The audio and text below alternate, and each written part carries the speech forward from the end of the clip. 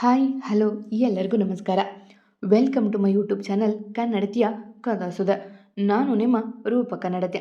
ದಯಮಾಡಿ ಸಬ್ಸ್ಕ್ರೈಬ್ ಮಾಡಿ, ಲೈಕ್ ಮಾಡಿ, ಕಮೆಂಟ್ ಮಾಡಿ, ಇತರರಿಗೂ ಶೇರ್ ಮಾಡಿ. ಪ್ರೇಮ ಸಂಗಮ ಭಾಗ 25.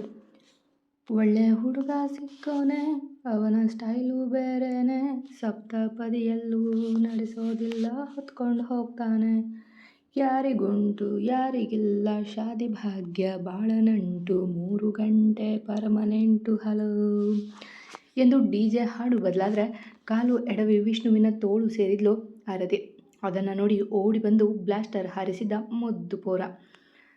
ಚೌರಿಯಿಂದ ಹೊರಟು ಬಿಟ್ಟ ಲೆಫ್ಟ್ ರೈಟ್ ಚಾರಿ, ಯಾಕೋ ಏನು ಮರೆತು ಬಿಟ್ಟ ಅವನ ಮನೆಯ ದಾರಿ. ಬಂಧನ ಲೇಟೆಸ್ಟು ಬಂಧನ ಕೊಟ್ಬಿಟ್ಟು ಭಾಗಿನ ಇಸ್ಕೊಂಡೆ ಹಾರ್ಟನ, ಡೇಟದು ಫಿಕ್ಸಿದೆ ತಿಂಗಳು ಗೊತ್ತಿದೆ, ಬ್ಲಸ್ ಪಿಂಗ್ ಮಾಡಿಬಿಟ್ರಿ ಮಿಸ್ಟರ್ ಆ್ಯಂಡ್ ಮಿಸ್ಸಸ್ ರಾಮಚಾರಿ ಎಂದು ಹಾಡು ಬದಲಾಗಿತ್ತು. ಹೇಯ್ ಬಿಡೋ ಅವಳನ್ನ ಎಂದು ಮುಂದೆ ಬಂದ ಶ್ರೀ ಕೋಪದಿಂದ ಅವಳ ಕೈ ಹಿಡಿದು ತನ್ನತ್ತ ಎಳೆದುಕೊಂಡಿದ್ದ. ತುಂಬ ಹಾರಾಡ್ತಾ ಇದೆಯಾ ಶ್ರೀ, ಕಾಲ ಹೀಗೆ ಇರಲ್ಲ ಎಂದು ಹಲ್ ಕಚ್ಚಿ ನುಡಿದ ವಿಷ್ಣು ಕೋಪದಿಂದ. ಕೈಯನ್ನು ರಭಸದಿಂದ ಎಳೆದಾಗ ಅವಳ ಕೈ ನೋವಾಗಿತ್ತಲ್ಲ, ಅದಕ್ಕೆ. ನನಗೆ ಗೊತ್ತಿದೆ ಹೋಗೋ, ನಾಡಿದ್ದು ಬೆಳಗ್ಗೆ ಆದರೆ ಇವಳು ನನ್ನವಳಾಗ್ತಾಳೆ. ಆಮೇಲೆ ನಿನ್ನ ಕೈಯಲ್ಲಿ ಏನು ಕಿತ್ಕೊಳ್ಳೋಕ್ಕಾಗೋದಿಲ್ಲ. ಇನ್ಫ್ಯಾಕ್ಟ್ ನಿನ್ನ ಕೈಯಲ್ಲಿ ಇವಾಗಲೂ ಏನೂ ಕಿತ್ಕೊಳ್ಳೋಕ್ಕಾಗೋದಿಲ್ಲ ಎಂದು ವ್ಯಂಗ್ಯವಾಗಿ ನಿನ್ನಿಂದ ಏನೂ ಆಗೋದಿಲ್ಲ ಎಂದು ಹೇಳಿದ ಶ್ರೀ ಧೈರ್ಯದಿಂದ ಎಲ್ಲರೆದುರೆ. ಶ್ರೀ ಅಂತಲ್, ನಾನು ಕಿತ್ತು ಬಿತ್ತೆ ಎಂದು ಅವನ ಪ್ಯಾಂಟಿಂದ ಇದ್ದ ಒಂದು ಸಣ್ಣ ಬಟನ್ ಕಿತ್ತು, ಬ್ಯಾದ್ ಅಂತಲ್ ನೋಡಿ ಇಲ್ಲಿ, ನಿಮ್ಮ ಪ್ಯಾಂಟಲ್ಲಿ ಇದ್ದ ಬಟನ್ ಕಿತ್ತು ಬಿತ್ತೆ ಎಂದು ಮುಂದೆ ಬಂದ ಆರ್ಯ ಚೂರು ನಗುತ್ತಾ. ನನ್ನ ಕೈಲಿ ಆಗದೆ ಹೋದರೂ ನನ್ನ ಮಗ ಕಿತ್ತು ಬಿಟ್ಟ ನೋಡು ಎಂದು ತಾನು ಹೇಳಿ, ಮಗನೇ ಹಾಗೆಲ್ಲ ಕೆಟ್ಟವರ ವಸ್ತುಗಳನ್ನು ಮುಟ್ಟಬಾರದು, ಇದನ್ನು ನಿನ್ನ ಆಲೂ ಬೋಂಡ ಮಮ್ಮಿ ಹೇಳಿಕೊಟ್ಟಿಲ್ವಾ ಎಂದು ವಾರೆ ಕಣ್ಣಿನಲ್ಲೇ ಆರತಿಯ ನೋಡಿದ. ಮೊಗದಲ್ಲಿ ಯಾವ ಕಳೆಯೂ ಇಲ್ಲದೆ, ಯಾವ ಆಸಕ್ತಿಯೂ ಇಲ್ಲದೆ ನಿಂತಿದ್ದವಳು ಅವನ ಮಾತಿಗೆ ಸೊಪ್ಪು ಹಾಕದೆ ಅಲ್ಲಿಂದ ಸರಿದು ತನ್ನ ಕುರ್ಚಿಯಲ್ಲಿ ಹೋಗಿ ಕುಳಿತಳು. ನೋಡ್ಕೋತೀನಿ ಕಾಣು ನಿನ್ನ, ಎಷ್ಟು ಮಾತಾಡ್ತೀಯೋ ಹಾರಾಡು ಎಂದು ಪುಟ್ಟ ಆರ್ಯನಿಗೆ ವಾರ್ನ್ ಮಾಡಿ ತಾನು ಆರತಿಯ ಪಕ್ಕ ಹೋಗಿ ಕುಳಿತ ಶ್ರೀ ಕುದಿಯುತ್ತಲೆ. ಮಗನೇ, ಅವನು ಕೆಟ್ಟವನು, ಅವನ ಸಹವಾಸ ನಮಗೆ ಬೇಡ ಕಣೋ, ನಮ್ಮ ಪಾಡಿಗೆ ನಾವು ಇರೋಣ ಆಯ್ತಾ ಎಂದು ಮಗನ ಎತ್ತಿಕೊಂಡು ತಾನು ಪ್ರಿಯಾಳ ಪಕ್ಕ ಕುಳಿತ ವಿಷ್ಣು. ಹೀಗೆ 1 ಗಂಟೆ ಕುಣಿತ, ಹಾಡು, ಮಸ್ತಿ ಎಲ್ಲ ಮುಗಿದಿತ್ತು. ಒಬ್ಬೊಬ್ಬರಾಗಿ ಊಟ ಮಾಡಿಕೊಂಡು ಮನೆಗೆ ತೆರಳುತ್ತಿದ್ರು. ಇವಾಗ ಮೆಹಂದಿ ಶಾಸ್ತ್ರ, ಸೊ ಮೊದಲು ಬಟ್ಟೆ ಬದಲಿಸಿ ಬನ್ನಿ, ಸಿಂಪಲ್ ಬಟ್ಟೆ ಹಾಕಿ ಬನ್ನಿ ಎಂದು ರಮೇಶ್ ಹೇಳಿದಾಗ ತಲೆ ಆಡಿಸಿ ತಮ್ಮ ತಮ್ಮ ಕೋಣೆಗೆ ನಡೆದರು ಎಲ್ಲರೂ. ತಾತ, ನನ್ನ ಪ್ರಶ್ನೆಗೆ ನೀವು ಉತ್ತರ ಕೊತ್ತಿಲ್ಲ. ಕೆತ್ತೋಲ ಜೊತೆ ಆಲೂ ಮಮ್ಮಿ ಮದುವೆ ಮಾದಿಸ್ತಾ ಇದ್ದಿಲ್ಲ ಎಂದು ತಾತನ ಬಳಿ ಬಂದು ಕಿವಿಯಲ್ಲಿ ಕೇಳಿದ ಆರ್ಯ. ಹೌದು ಮೊಮ್ಮಗನೇ, ಆದರೆ ಇನ್ನೂ 2 ದಿನ ಟೈಮ್ ಇದೆಯಲ್ಲ, ಸಮಾಧಾನದಿಂದ ವೇಟ್ ಮಾಡು ಎಂದು ನಕ್ಕು ಅವನ ಎತ್ತಿಕೊಂಡವರು. ನಿನಗೆ ಪ್ರಿಯಾ ಮಮ್ಮಿ ಕೂಡ ಇಷ್ಟ ಇಲ್ಲ ಅಲ್ವಾ, ಮತ್ತೆ ಅವರ ಜೊತೆ ಯಾಕೆ ನಿನ್ನ ಅಪ್ಪನನ್ನು ಮದುವೆ ಮಾಡಿಸ್ತಾ ಇದೀಯಾ ಎಂದರು ಅವನ ಕೆನ್ನೆಗೆ ಮುತ್ತಿಟ್ಟು. ಪ್ರಿಯಾ ಮಮ್ಮಿಗೆ ಅಪ್ಪ ಇಷ್ಟ, ನಾನು ಇಷ್ಟ ಇಲ್ಲ, ಅದಕ್ಕೆ ನಾನೇ ಬೇಲೆ ಹೋಗ್ತೀನಿ, ಅಪ್ಪ ಹ್ಯಾಪಿಯಾಗಿರಬೇಕು ಎಂದು ದೊಡ್ಡವರಂತೆ ನುಡಿದಾಗ ಅವನನ್ನು ಬಲವಾಗಿ ತಬ್ಬಿ, ಇಷ್ಟು ವಯಸ್ಸಿಗೆ ಎಷ್ಟು ದೊಡ್ಡ ಆಲೋಚನೆ ಕಂದ ನಿನ್ನದು, ನಿನ್ನ ಮುಗ್ಧ ಬೇಡಿಕೆಗೆ ಆದರೂ ದೇವರು ಅಸ್ತು ಅಂದೇ ಅಂತಾನೆ ಎಂದು ಮನದಲ್ಲೇ ನುಡಿದವರು. ಮಾತಾಡಿದ್ದು ಸಾಕು, ನಿನ್ನ ಬಟ್ಟೆ ಚೇಂಜ್ ಮಾಡಿ ಊಟ ಮಾಡಿಸಿ ಮಲಗಿಸ್ತೀನಿ ಬಾ ಎಂದು ಅವನ ಕರೆದುಕೊಂಡು ಹೋಗಿ ತಾವೇ ಬಟ್ಟೆ ಬದಲಿಸಿ ಊಟ ಮಾಡಿಸಿ ಮಲಗಿಸಿಬಿಟ್ರು. ಎಲ್ಲರೂ ಬಟ್ಟೆ ಬದಲಿಸಿ ಬಂದ ಮೇಲೆ ಮೆಹಂದಿ ಹಾಕುವವರು ಬಂದಿದ್ರು ಆಗಲೇ. ಅವರು ಆರತಿಯ ಕೈ ಹಿಡಿದಿದ್ದೆ.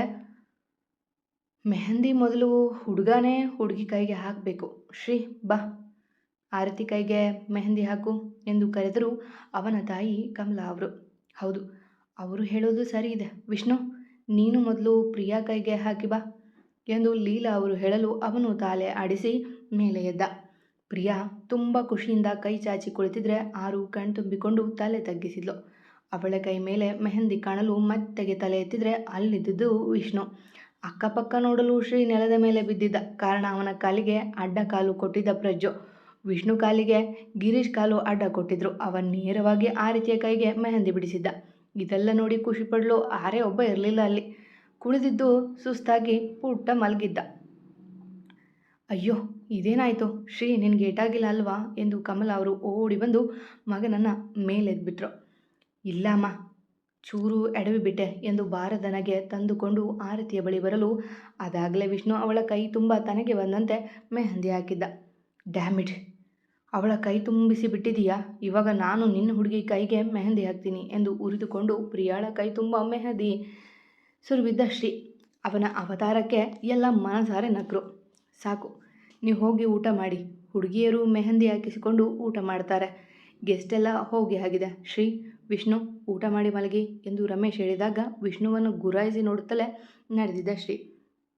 ಅವರೆಲ್ಲ ಹೋದ ಮೇಲೆ ಇಬ್ಬರೂ ವಧುಗಳ ಕೈಗೆ ಮೆಹಂದಿ ಬಿಡಿಸಿದ್ರು. ಅಪ್ಪ, ನನಗೆ ನೀವೇ ಊಟ ಮಾಡಿಸಿ ಎಂದು ಆರು ಹೇಳಿದಾಗ ಆರತಿಗೆ ಗಿರೀಶ್ ಊಟ ಮಾಡಿಸಿದ್ರು. ಒಟ್ಟಾರೆ ಹಾಗೋ ಹೀಗೋ ಸಂಗೀತ ಮತ್ತು ಮೆಹಂದಿ ಶಾಸ್ತ್ರ ವಿಷ್ಣು ಆರತಿಯ ಜೋಡಿಯಾಗಿತ್ತು. ಎಲ್ಲವೂ ಶಾಂತವಾದ ಮೇಲೆ ಎಲ್ಲ ಮಲಗಲು ಹೋದರು. ನಾಳೆಯಿಂದ ಮತ್ತೆ ಬೇರೆ ಶಾಸ್ತ್ರಗಳಿದ್ದಾವಲ್ಲ, ಹಾಗಾಗಿ ನಾಳೆ ಮತ್ತೇನೋ ಕಾದಿದೆಯೋ. ಮಾರನೇ ದಿನ ಎಂದಿನಂತೆಯೇ ಶುರುವಾಗಿತ್ತು. ಶ್ರೀ, ಪ್ರಿಯಾ ಇಬ್ಬರೇ ಖುಷಿಯಿಂದ ಇದ್ದದ್ದು. ಆರತಿ ವಿಷ್ಣುವಿಗೆ ಅದು ಎಂದಿನಂತೆಯೇ ಮಾಮೂಲಿ ಬೆಳಗು.